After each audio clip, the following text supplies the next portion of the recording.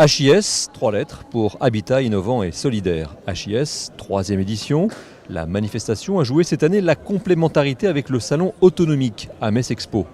Pour le département de la Moselle, HIS, c'est un projet à destination des personnes âgées et handicapées en vue de leur offrir des équipements, des aménagements, des aides et des services via une plateforme numérique en cours de réalisation.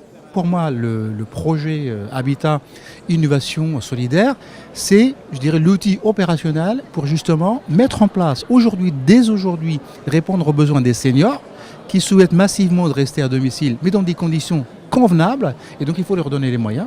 Et les moyens, c'est des services, c'est des opérateurs, c'est des financements, c'est des modèles d'organisation, de gestion, c'est de l'information, c'est de la coordination, c'est de la mobilisation, c'est un tas de choses. Et le HIS, c'est, je dirais, le projet qui structure, qui cristallise cette volonté-là.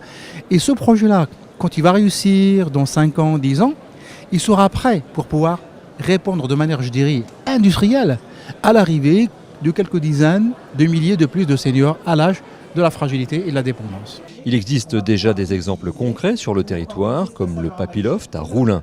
D'autres sont en cours de réalisation, avec le bailleur social Moselis par exemple. 2 illustrations de la nouvelle façon de penser et de réaliser des logements pour personnes âgées et handicapées. D'autres offres de services viendront se greffer au projet.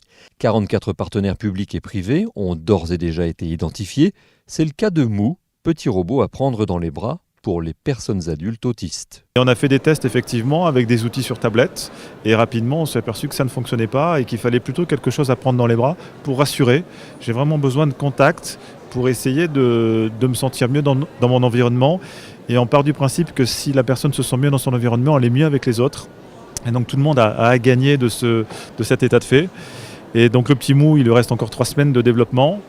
Il est produit avec des ESAT, donc des personnes en situation de handicap. Les prototypes de Mou vont commencer à circuler à travers toute la France via différentes structures dans les prochaines semaines pour un lancement en janvier prochain.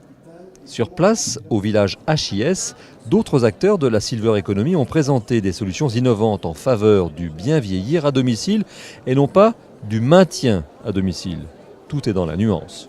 Non, je n'aime pas le maintien à domicile. Le maintien à domicile, ça voudrait dire qu'on y met une personne, on l'assoit dans une chaise, ou on la met entre guillemets presque dans un placard, et on la maintient à son domicile de façon à ce qu'elle ne sorte pas. Tandis que bien vieillir à son domicile, c'est de façon à s'épanouir, même quand nous arrivons en perte d'autonomie, mais de pouvoir être bien au sein de son domicile et bien y vivre.